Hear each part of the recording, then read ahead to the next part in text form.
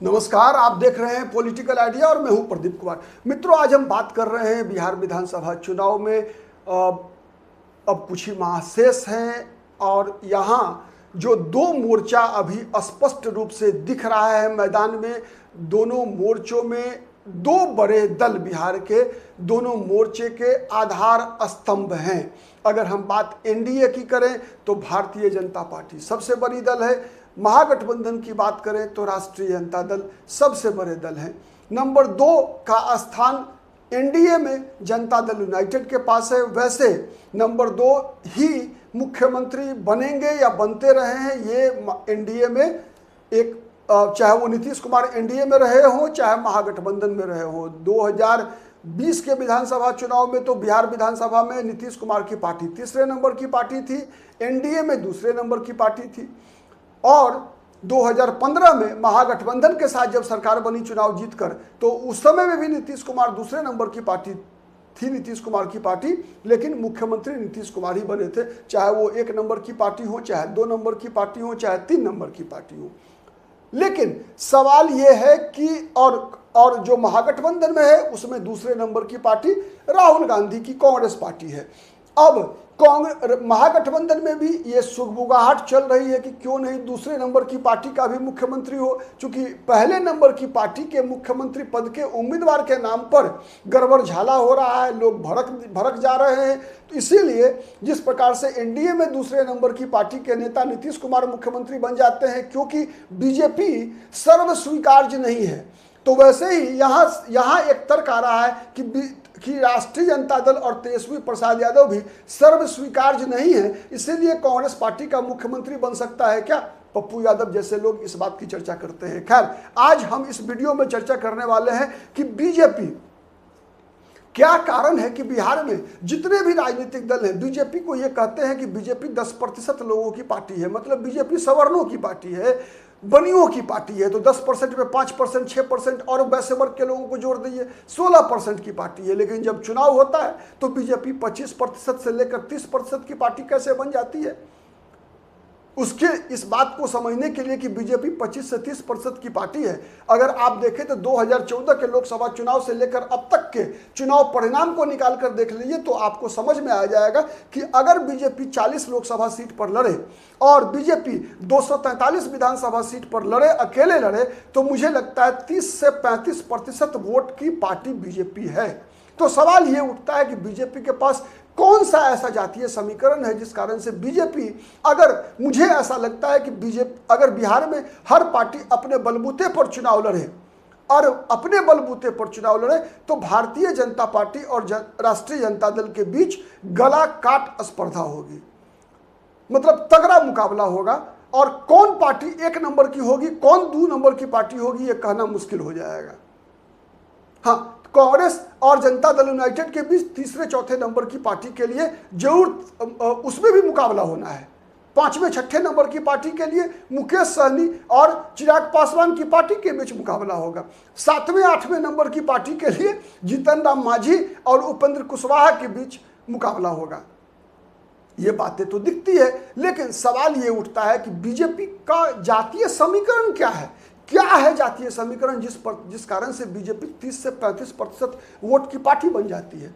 तो सबसे पहले हमें यह समझना होगा कि समाज का डायनेमिक्स क्या है, बिहार सोचता क्या है, बिहार का इतिहास, राजनीतिक इतिहास क्या है।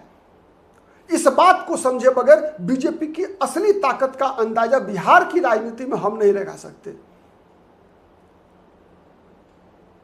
तो उसके लिए सबसे पहला आधार होगा, 2 भागों में आप बांट कर देख सकते हैं। 2 भाग मतलब 1990 से पहले की भाजपा और जनसंघ और 1990 के बाद की भाजपा। 1990 से पहले की भाजपा और जनसंघ जो थी उसमें देखेंगे कि केवल गैर कांग्रेसवाद के सहारे ही भारतीय जनता पार्टी को सफलता मिलती रही। और जितने भी समाजवादी राजनीतिक दल थे वो गैर कांग्रेस के वाद के नाम पर कई बार तो वामपंथी पार्टियों के साथ भी बीजेपी चुनाव लड़ी और सरकार में भी आई। कई बार ऐसा हुआ, बिहार में भी सम्मिलित सरकार बनी जिसमें भारतीय जनता पार्टी, समाजवादी जो संयुक्त सोशलिस्ट पार्टी, प्रसोपा जो प्रगतिशील सोशलिस्ट पार्टी हुआ करती थी, सबके साथ बीजेपी के लोगों ने सरकार बनाया। अब 77 में तो सब पार्टी का विलय ही हो गया था समाजवादी पार्टियों का बीजेपी जनसंघ के साथ।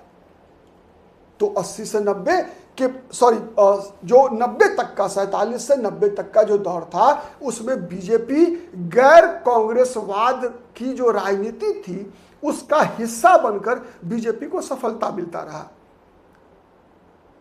और विशेष रूप से मैं एक बात याद दिलाऊं, 80 से लेकर 90 तक की जो राजनीति थी उसको अब अलग करके देखेंगे, क्योंकि 80 से 90 मतलब जनता पार्टी से जब बीजेपी अलग हुई तो जनता पार्टी से अलग होने के बाद जो दोबारा जो पुराने जनसंघ के लोग थे वो लोग जो भारतीय जनता पार्टी बनाई, तो पहले प्रदेश अध्यक्ष कौन थे?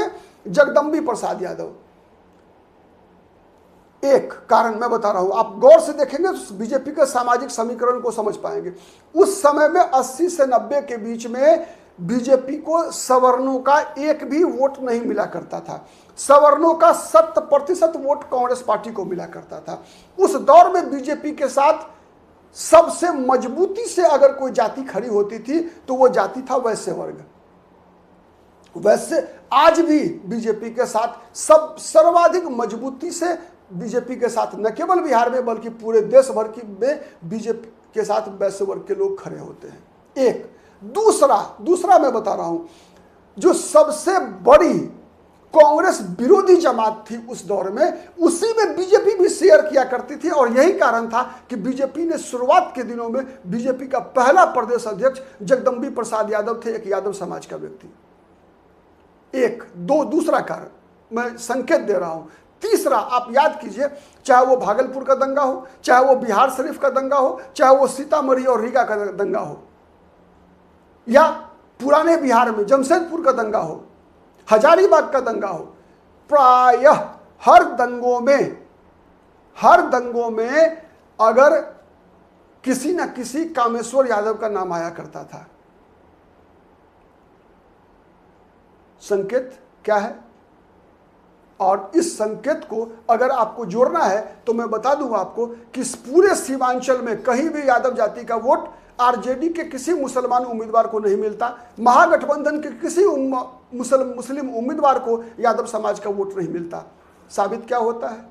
साबित ये होता है कि जो यादव माना जाता है कि आरजेडी का पक्का वोट बैंक है, वो भी, उसमें भी एक बहुत बड़ी संख्या ऐसी है जो यादव बनकर वोट नहीं करता बल्कि हिंदू बनकर वोट करता है।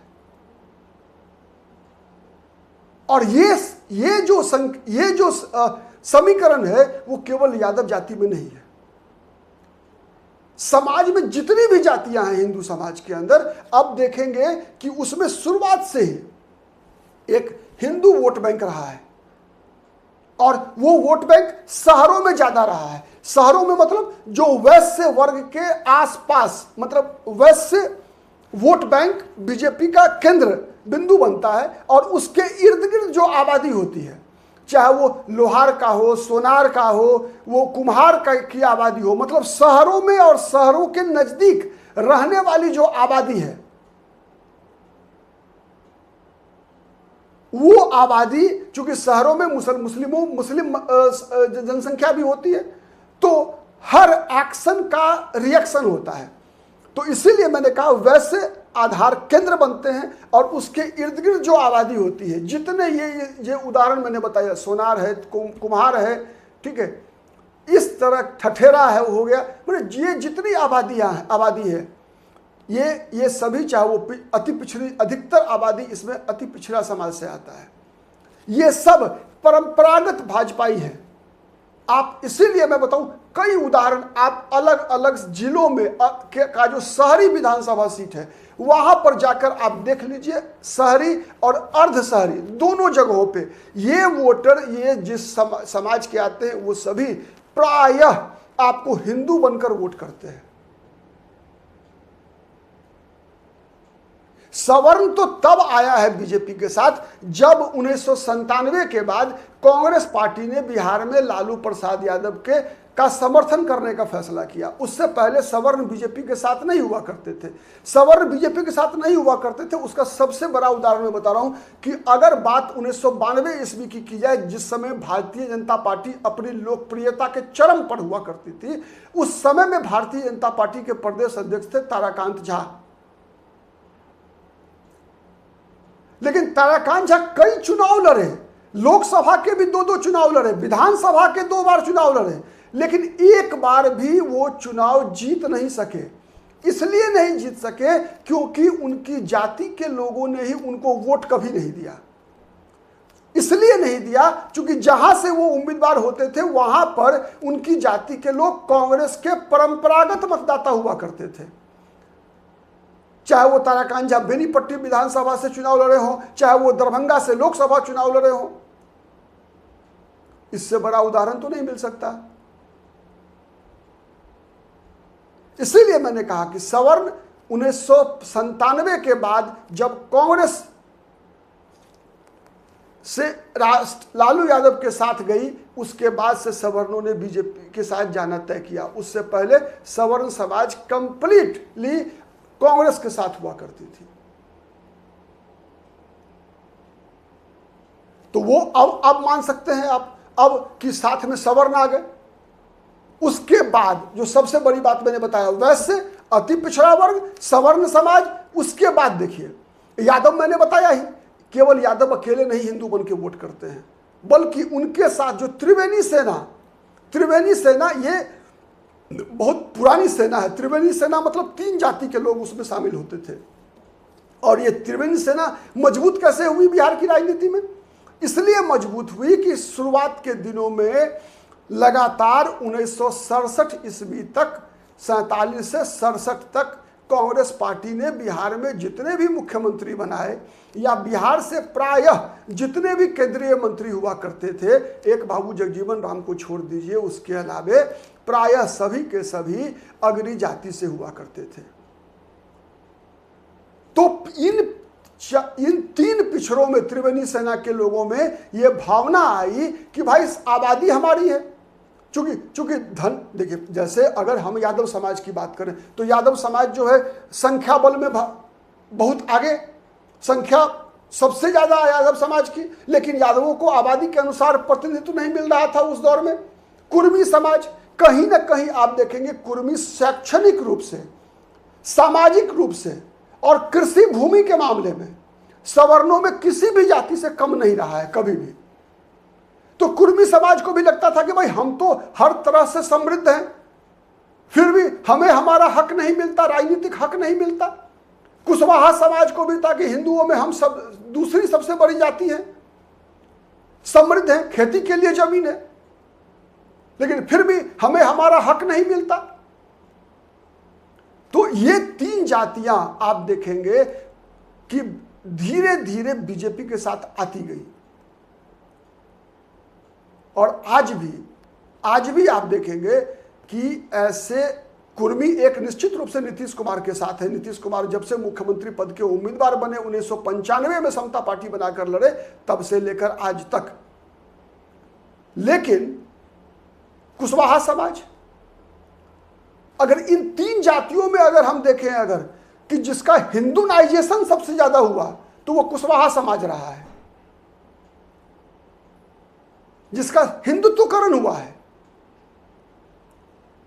तो इसीलिए अगर ओवरऑल देखेंगे अगर कि बिहार की जो आबादी है उसमें अगर 17 से 18% मुसलमानों का वोट है तो लगभग 80% हिंदुओं का वोट है। तो इन 80% में 20% आबादी ऐसी है जो जाति के आधार पर नहीं बल्कि धर्म के आधार पर वोट करती है। वो जाति के आधार पर वोट नहीं करता, वो धर्म के आधार पर वोट करता है। चाहे बीजेपी का उम्मीदवार किसी भी जाति का हो, वो वोट डालता है बीजेपी को।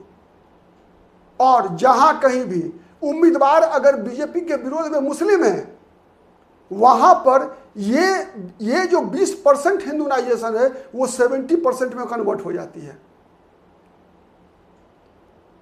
इसी का परिणाम है कि आप देखिए कि लगभग 45 से 46% मुस्लिम जनसंख्या वाला अररिया लोकसभा सीट आरजेडी हार जाती है। क्यों? इसलिए कि वहां पर यादव समाज के लोग भी लगभग 90% बीजेपी के गैर यादव उम्मीदवार को वोट देते हैं,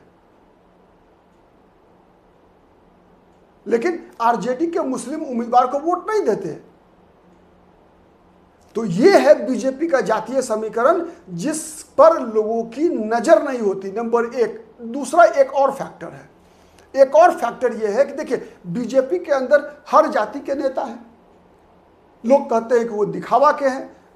नित्यानंद राय हैं यादव समाज से, अगर हम बड़े नेताओं में बात करें अगर, तो सम्राट चौधरी हैं, कुशवाहा जाति के हैं, भूमिहार जाति से गिरिराज सिंह हैं, ब्राह्मण जाति से मान लीजिए मंगल पांडे हैं। ठीक, कई ऐसे जाति है अति पिछड़ा समाज का। ठीक है, अगर हम जिसको हम बोलते हैं चौरसिया समाज से संजीव चौरसिया है, कलवार जाति से संजय जायसवाल है, तेली समाज से कोई अलग नेता है। ठीक है, हर जाति का नेता है, लेकिन वो जातिवादी नेता नहीं है।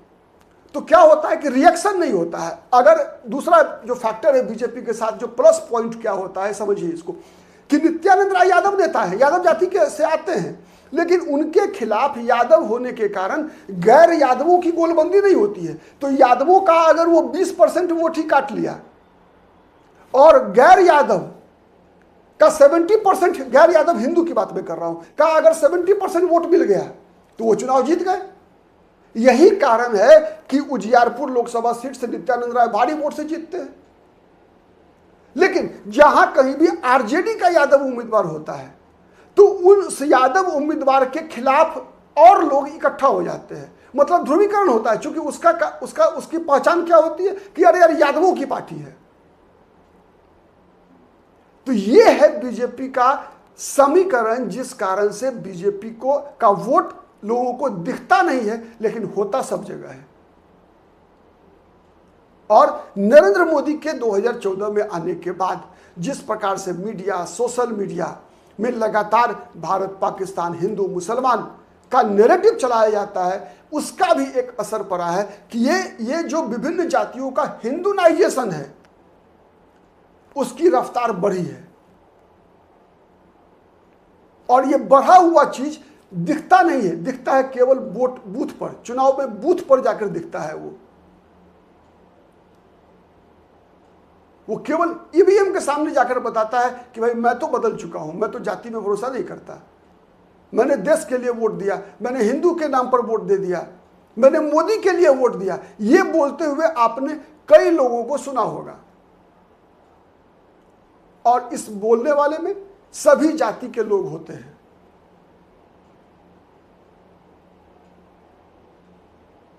आज के लिए इतना ही। बहुत बहुत धन्यवाद। नमस्कार। जय हिंद, जय भारत।